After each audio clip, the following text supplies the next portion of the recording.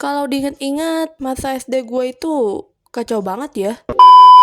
Asal kalian tahu aja ya, waktu SD gue ini anak tipe yang telat belajar. Mama gue pernah jelasin guru kelas 1 dan kelas 2 kalau gue tipe anak pas-pasan. Tapi mereka berdua ngerti dan ajarin aku belajar biar bisa. Dan mereka menjadi guru favoritku selama gue bersekolah. Tapi semua berubah saat aku memasuki kelas 3. Jadi posisinya pas pertama kali masuk, temen gua pada nanyain, kira-kira siapa ya wali guru kita? Nggak tahu. Semoga aja Bu Atun. Pasti kalian bertanya kenapa saya juga nggak sekalian bahas itu. Soalnya saya mah bebas aja, gak mau ambil pusing siapa yang jadi wali kelas gua. Dan guru pengajar gua merupakan guru baru di sekolah gua. Kita sebut aja Bu Selena. Pertama kali pas ketemu kayak B aja ya, tapi firasatku kok gak enak. Ternyata firasat gua benar, dia aslinya ngeselin banget. Aku udah agak lupa permasalahan aku di mana, tapi yang pernah kena omel Bu Selena itu targetnya selalu gua.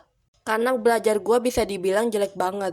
Soalnya pikiran gua banyak banget dari les kumon, les ngaji, dan lain-lain. Asal kalian tahu aja ya, rata-rata sekolah SD di tempat lain jam 7 sampai jam 12. Tapi tidak untuk sekolah gua yang masuk jam 1 sampai jam 5 sore. Itu khusus anak kelas 3 doang loh yang masuk jam 1 sampai jam 5 sore.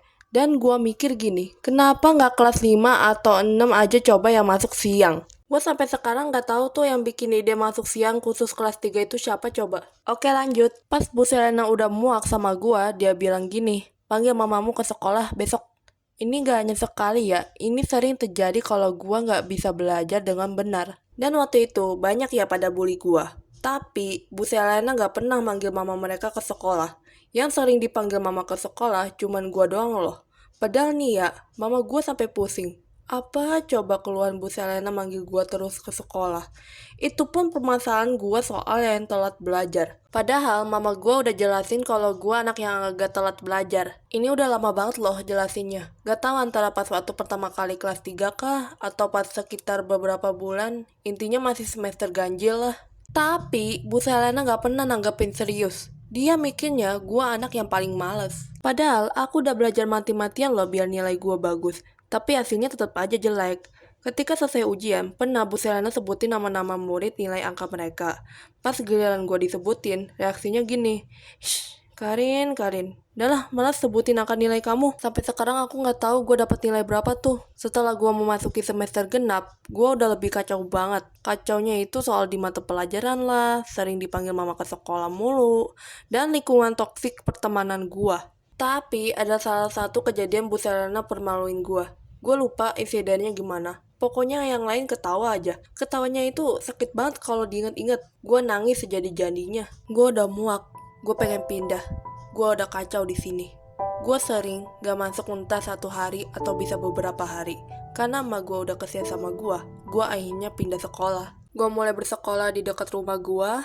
Selama gue sekolah di situ, agak banyak yang bully gue. Tapi aku lebih suka habisin waktu sendiri. Karena gue udah trauma namanya berteman. Punya sih 1, tapi udah pindah waktu kelas 4.